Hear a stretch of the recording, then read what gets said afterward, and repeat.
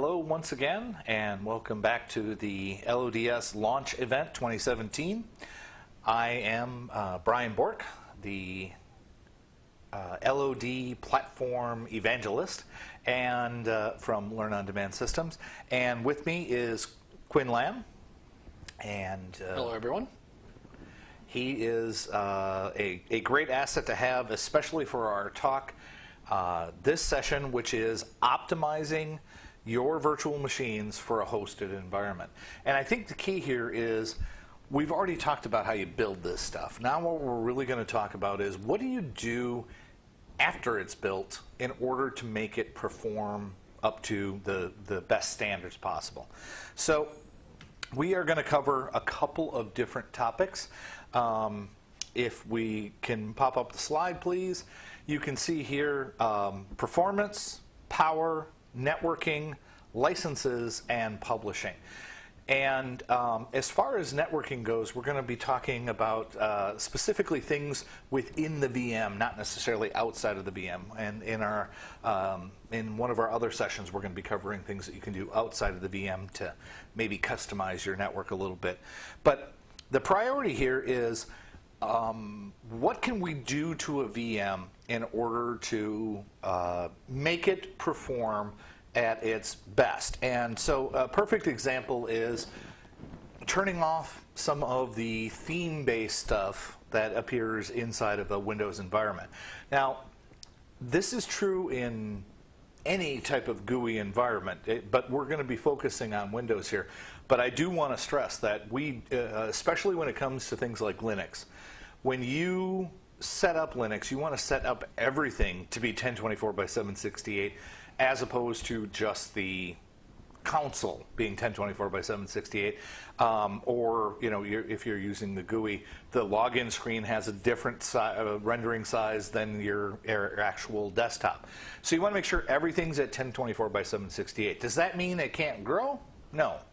But it means that you start at. Correct, and it makes it the most compatible across the widest array of devices that are still out there. Not everyone everywhere across the globe has 1080p, right? They don't have high-resolution devices, so 1024 by 768 is supported by the largest array of devices that are being used right now. It's nice that you showed your lack of technology and the fact that you're referring to 1080p when everybody's talking about 4K now, or 8K even, or 16K. It's true, but it's true.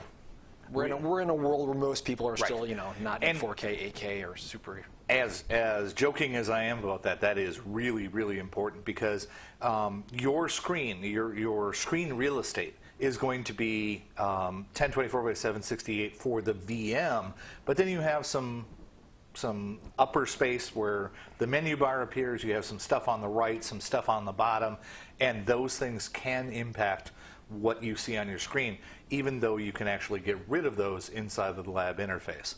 So setting your video settings to 1024 by 768 is important. Adjusting the performance for the machine itself to be either foreground or background. And a lot of people don't know where that setting is, so I wanted to bring that up here so that we can, I'll resume a saved lab that I have here so that I can show you an example of what we're talking about as far as some of these settings go. Now, please keep in mind that your Windows settings may be different depending on which version of Windows you're using, and if you're not using Windows, if you're using, say, a Linux environment, you may have to configure those in other places. We're not going into the in-depth, here's how you set this. But one thing I do want to show you here is the, oops, there we go. If I go in and go to Properties, there is an Advanced System Settings, and this is where you do a little bit of your work ahead of time. Now, should you do this right away? Probably. This is something you want to do as you're developing. This is the very first thing that I do when I'm working on a new VM in LOD. The very first thing I do is go in and adjust this because it really affects the performance. Right. Improves the performance greatly. And if you're going to do some of the other things that we talked about, like making a modularized lab and so on, if you start with a base VM that has these things already in place, the other ones are going to have it as well. So this goes back to our previous session where we said it's good to have that clean slate to start from, but that clean slate should have these basic performance configurations baked into it before you go off and start cloning. Right. So under the actual performance tab, under the advanced settings, there are two things. One is the visual effects, and you can see here we already have this one set up for adjusting for best performance. And one thing that a lot of people don't realize is if you actually select the smooth edges of screen fonts, it will also increase the performance greatly as well. So really? Yep. So in the best performance, correct, right there. If you click OK right now and let it apply the changes, you'll actually notice the UI will change a little bit, but you'll notice your interaction with the VM will improve greatly. Yeah, it does, actually. You can tell. So that's one setting. The other setting is the one that I mentioned here. You can adjust this usually with the server environment. You will typically have a server that's sitting there, not actually logged in, but still performing thing. If you set this for background services, it's going to run great. It's actually going to run a little bit better than if you have it set for programs, because it's actually designed to have somebody logged in. So remember to set it either way here. All right? If this is a workstation where someone's interacting with Visual Studio, then we want it to, set it for programs. Correct. If it's going to be sitting there and doing something in the background, like SQL Server or something like that, you might set it for background services. So those are just two of the performance settings. Do you have any other tips? Nope, that's just the big one that, that we've carried over from the old Hall Systems days that I still do today. So, yep. So I want to clean up something here, and it was one of my slide points, but I'm going to stay here in the lab. You notice down here that we have this this X'd out audio. Most of our labs do not run audio, and because it doesn't run, you get that little X that sort of draws people attention to the bottom right screen. You also notice that I don't have a internet connection on this lab because we have that little yellow exclamation point, but I could solve that, and we can talk about that in our other session about complex lab environments. But I want to get rid of this icon here, and a lot of people don't know how you get rid of these icons, so I'm going to show you real quick. If you just go to your properties of your taskbar and then go to notification area customize, there is a turn system icons on and off, or which ones appear on the taskbar. Now you could do it here and say whether or not icons appear in the notification area, but this is the area I use, which is turn the system icons on and off. So if you just turn that volume off, you notice it no longer appears. And then you would click on OK and proceed from there. I like to clean up the desktop. Now, there are other things that we're going to talk about in the next slide, which if I switch back to that, removing screensavers and setting power options, and some of those power options can make a big difference. Now, we're going to also talk about Windows updates, which a lot of this is theory. We're not talking about, do this, do that. But you need to think about Windows updates. You need to be planning for what that's going to do to your systems. Unfortunately, it is not the easiest thing. And I mentioned specifically Windows updates, but even if you're talking about Linux or you're talking about SQL Server or SharePoint Server, these things can need updates that need to be applied, and sometimes they apply them at the worst possible time. So let's talk about screensavers and power saving options. Now, again, this one has already been pre-prepared and it has a lot of these settings, but in Windows 10, you need to get your screensaver set, and those can either be done in the, well, they're not can be done, they are done in either the lock screen or the themes. And this little message is one that we fight with all the time. In order to actually make changes to some of these settings, you actually have to activate the software. But if you activate the software, it starts a counter, and then it ends up timing out. So you have to ask yourself, do I really need to make this change? And in this particular case, I'm not going to activate, but I just wanted to show you that you can there are things that you can do and there are things that you can't do. And the beauty of this particular thing is we have themes turned off, so we're not going to get a screensaver anyway. In this particular case. It's also important to point out that if you guys have noticed, the desktop is black. Yes. You want to change that to a solid color. It doesn't have to be black, but some sort of solid color. And if you have 5 different VMs in the lab, why not make each desktop a different color so it helps the attendee know which VM that they're on? Like, their workstation's always going to be blue in the lab, and they know if the desktop's blue, then they're on the right VM. So it's just something you can add to make the lab a little better for people. In Windows environments, and this is only in Windows environments, there's also a wonderful tool you can search for online called MS Info. There's BG Info. BG Info, sorry, correct. BG Info, which will actually put a... somebody was on it from the get-go. We'll actually put this is the name of the virtual machine, and it'll set the background color, and it'll even tell you things like how much memory it's using or what its IP address is and stuff like that. BG Info is a great tool, especially for virtual machines. Okay. And remember, that's what this is all about. We're not talking about what you would do for your personal laptop. We're talking about customizing a machine that is going to be virtualized. And I want to go back to the point that this is something you do as soon as possible. If you're building a machine and then sending that machine to us to build inside of LOD, you want to have this already done before you send it to us. Now the good news is that if you're a content owner for most events or most programs we have, and you hand off your VM to us, we will do this for you. So this is part of our initial config when you hand off new content to us. Right. We have a checklist that we go through. Correct. So I do want to show you, though, the power options. And I have to remember how to do it, though.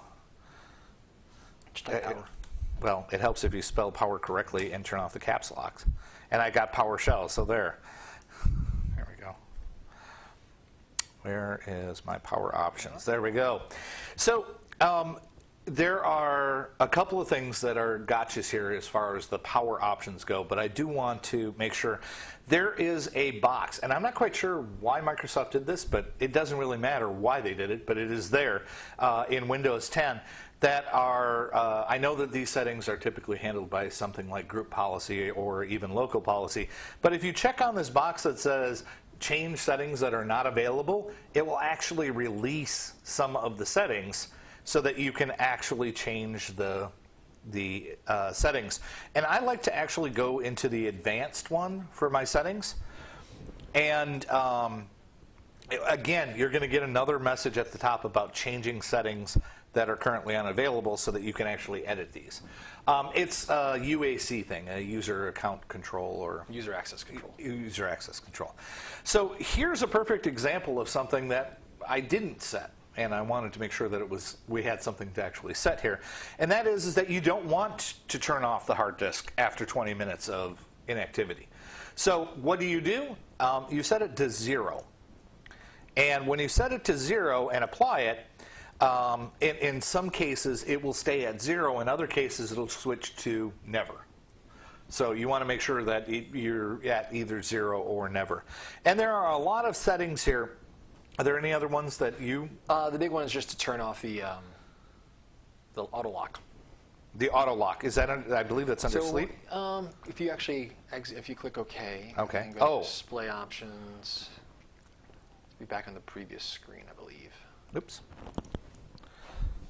Guess what I just accidentally hit? I accidentally clicked on my back arrow. Choose when to turn off the display. Yep, that's the one. And then just make sure that's set to never. Right. And remember, this is different than the screensaver.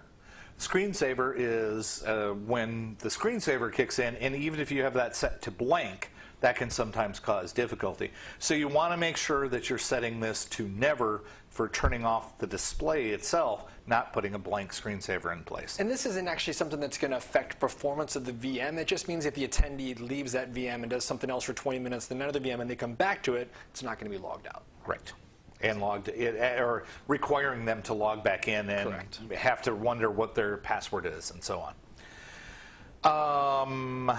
All right, so those are the power savings. So let's talk about Windows Update, because there's not a lot that we can do in Windows 10, but there are a couple of things in other versions of Windows that you can do to make sure that Windows updates don't apply. first of all, you have to ask yourself, are Windows updates a part of my class or of my lab? And sometimes they are and sometimes they're not. Try not to make them a part of your lab. Your attendees don't want to sit and click update now and then wait for something to happen in the VM. That's not a good experience for them. Exactly. You want to provide as much real world as you can, but you don't want to be so real world that it requires them to sit and wait for 20 minutes. Introducing the frustrations of the real world into your lab environment. Exactly. A lab is supposed to be better than the real world. So as far as Windows updates go, try to turn off Windows updates whenever available inside of your VMs.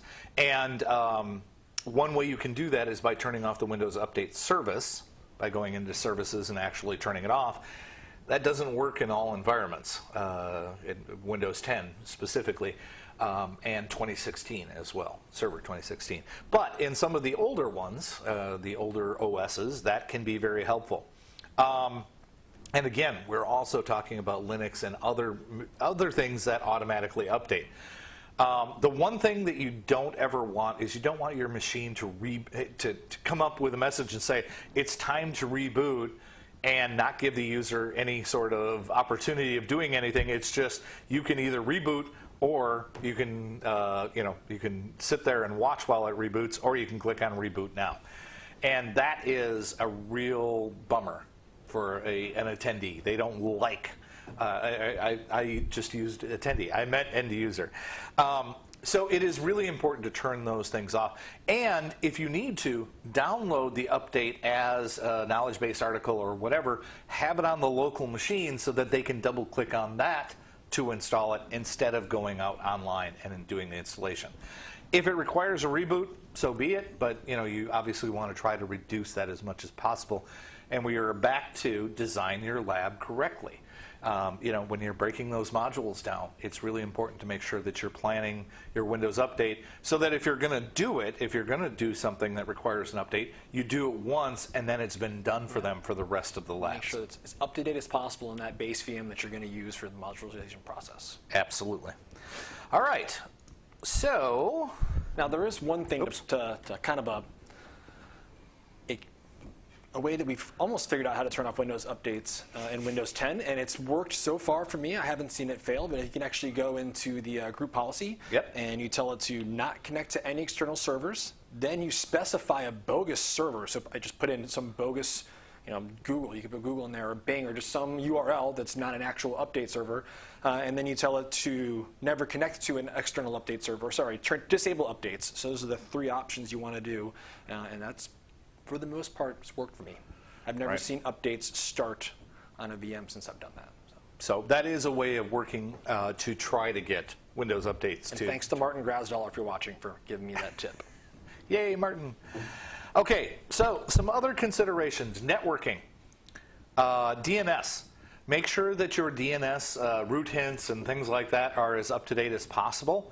Scavenge your old records. Get rid of anything that isn't needed.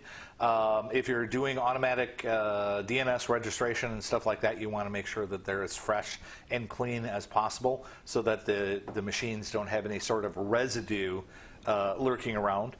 Active Directory. There's a very important one, and this isn't really just Active Directory, but it's an important part of Active Directory, as well as local machines that are not a member of Active Directory, and that is set your passwords to not expire. And this is a big one. It is. It's something you really want to make sure you bake into that base image, because let's say you have 16 labs and you forget to set the password to not expire, and I'm a user and I go launch lab 1 and I can't do something in the machine because the password's expired. I go, I'm just going to do lab 2, and then I get the same issue with lab 2 and then lab 3 and lab 4. Now I'm mad, right? Now I'm upset that the content's not working, and then you as a content owner have to go back and update 16 different lab profiles. So if you do it early, then you don't make Quinn mad. And you don't like Quinn when he's mad. There is one specific thing that I'm going to mention about Linux, and I'm not going to tell you how to do it because there are a lot of different ways of doing it. But do your research ahead of time.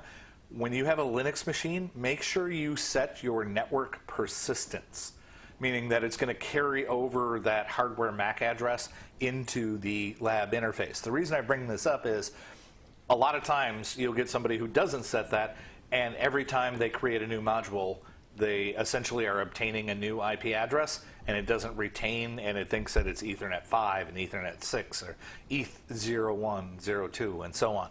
So it is really important to set your Linux network persistence.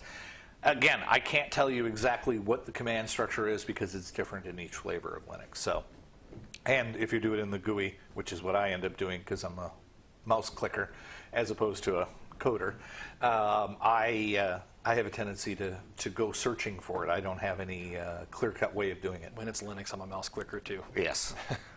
Even though you can configure everything in Linux with a command.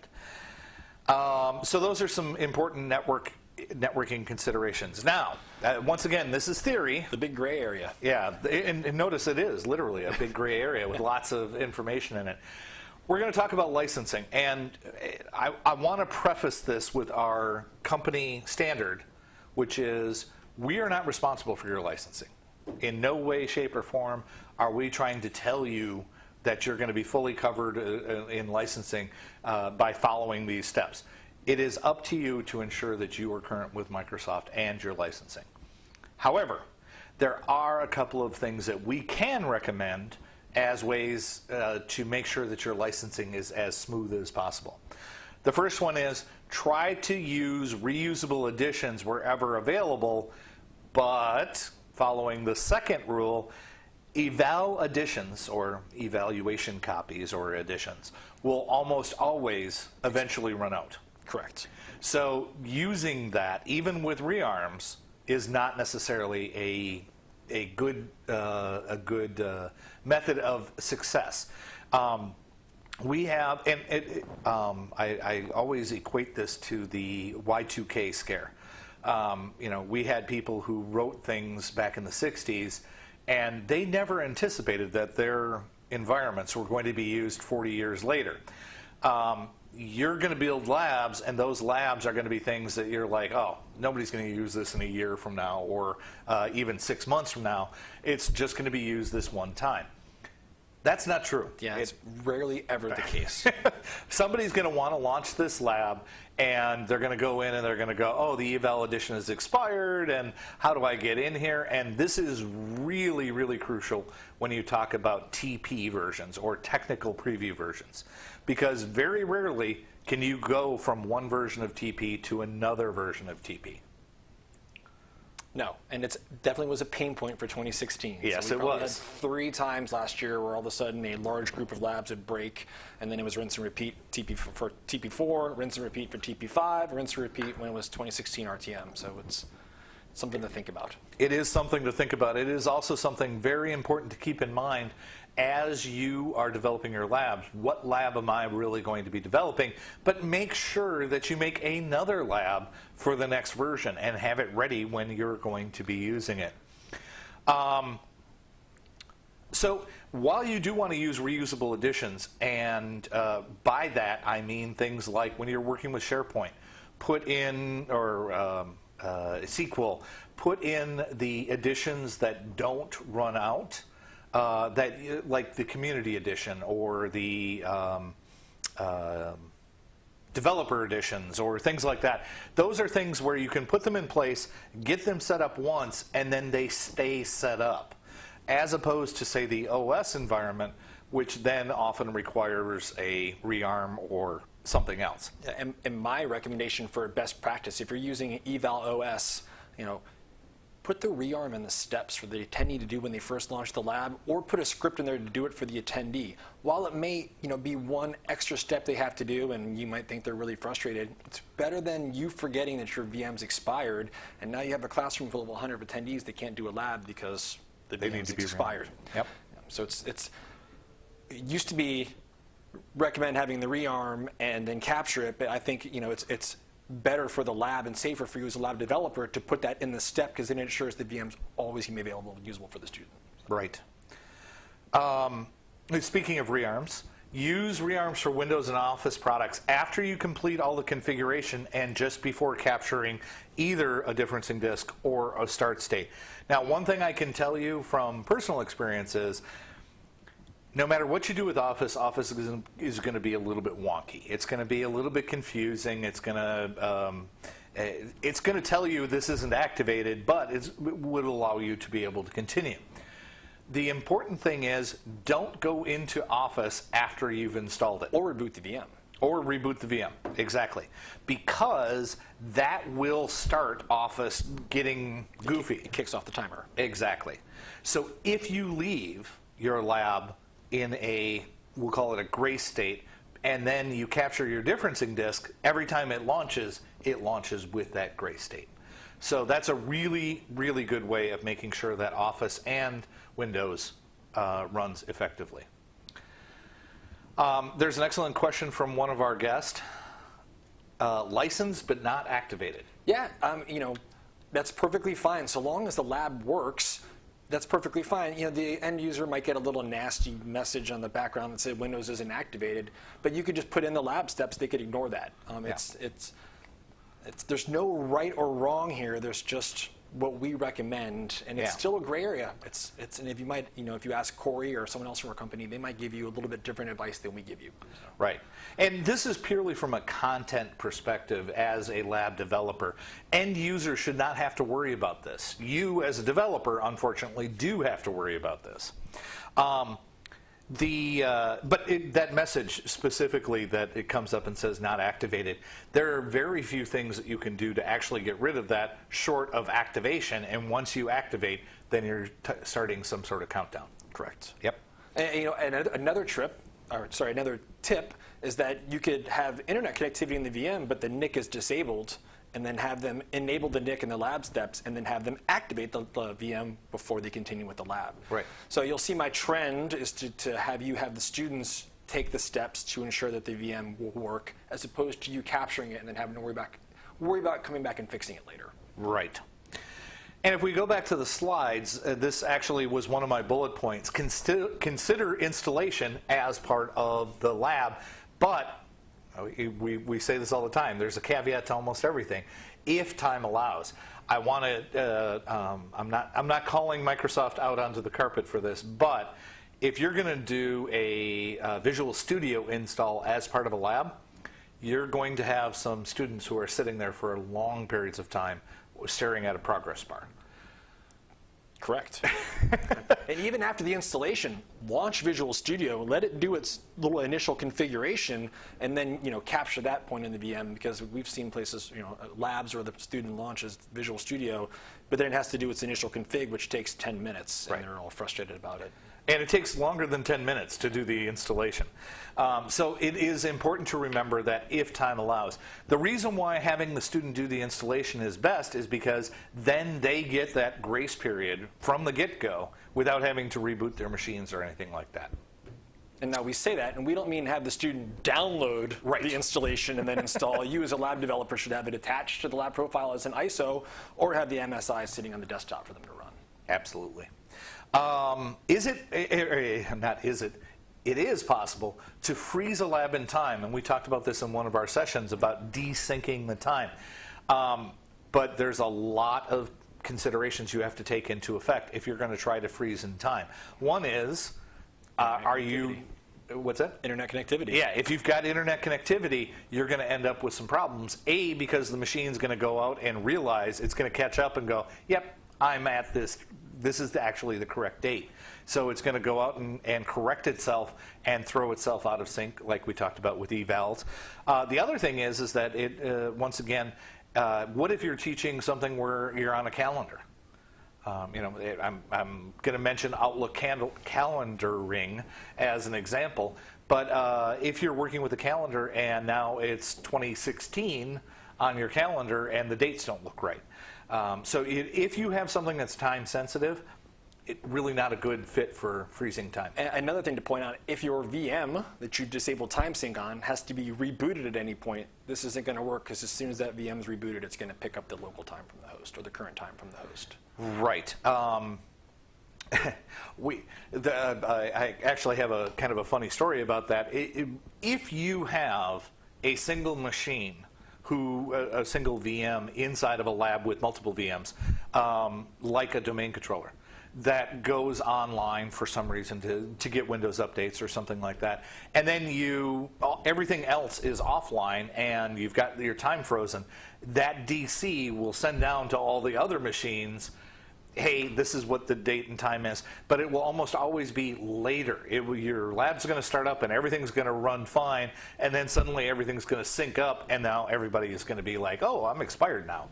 So it can be those little things that get you. So freezing a lab in time is an option, but some of the other choices are much better candidates. And freezing a lab in time is becoming less and less of an option as more and more labs are requiring some sort of connectivity to a cloud service of some sort. Right.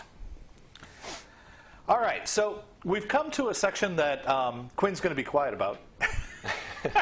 Because he doesn't have a lot of experience in this area, because we want to talk about how we get a lab, once it's all complete, you've gotten the final rearms in place and you have got all of your configurations done. How do you get that lab from that to, say, our training management system or to an API that your company is using? We have a tool called, well, it's a tab called Publish. And so we're going to talk about how you actually do that. Now, one thing I have to add as a caveat to this is that you do have to have special permissions to be able to do this, which the user in my example here is going to have. So I'm going to go back and cancel my current lab, because we don't need a lab running. And there's resources out there that we are not going to need to use up. But I'm going to talk about my lab profile. And once again, this is returning back to our original concept of how you create a lab by using lab series, lab profile, virtual machine profile, and removable media profile. But inside of the lab profile, there is one thing that has to be done no matter what. And that is, it has to be marked complete. And we talked about this when we talked about creating our lab profile. In order to be marked complete, a lab must be run successfully at least once, or launched successfully at least once. And then once it's been launched successfully, you can mark it as complete. In this particular case, I have already marked this lab as, under development status as complete. So that's number one. That's rule number one, is that no lab gets published, no lab profile gets published unless it's marked complete, and that's whether it's to the API or to our training management system. But then, in order to publish this, in order to mark it for publish, you actually have to go one step back into the, well, not back, but out into the bigger world, which is the lab series. And inside of the lab series, you'll notice that I have all these lab profiles. Some are marked as in development, and some are marked as complete. So in order to get this out here, again, you need a special permission. But if you go to the Edit tab, if you have this special permission, there will be a tab here called Publish. And Publish will have a list of anything that you can publish to. In this particular case, we can publish to our TMS, even though it is actually labeled as our LMS. But if you have an API and want to publish to that, we have skills and tools for being able to do that. We talked about LTI in other sessions with Corey that we're running. So you've got those sessions to be able to fall back on in order to be able to determine which API you're using. But once it is marked for publish, it is now available inside of our LMS as a activity. And I know that sounds confusing because it's not called an activity here, it's called a lab. So inside of our training management system, when you create courses, you create those courses by putting activities in order. Those activities might be SCORM, they might be evaluations, they might be assessments, they could be any number of things, but they can also be labs, and you can add a lab. Now, as an example for that, I am going to go to our LMS. Oops, clicked on the wrong spot here. Go to our LMS and log in. And I'm logged in as myself, not as a ops manager, so you see a lot of stuff up on the screen here. But I do want to find a course that I have created out here, which, here we go. Well, this was an IDL202 that I published. And when I go in here and look at this, under my activities, I see that I have lots and lots of choices, but one of those choices is to add a lab. And when I click on add a lab and search, I'm going to get lots and lots of results. But if I actually look for something specific like IDL, you will see here I've got all of my labs, and there's one specifically for 201. I can check that box and add it in, and of course it's already assigned, but here it is, it's in place and ready to go. Now from this point I can make a class out of this course and then have instructors and students and everything. So as an ops manager, let's say that the series is published and I go to the LMS and I can't find the lab to add to the course. Yes. Is that something I can fix myself, or is that something that I have to wait for some sort of sync to occur in the background? Or it's almost as if you know the answer to that question. Yes, it does need to sync. In all honesty, I'm not sure if an ops manager has the right to sync lab profiles or not. So. By default, ops managers do not have the right to sync, but it syncs on a fairly regular basis. So when something gets published, it will be available.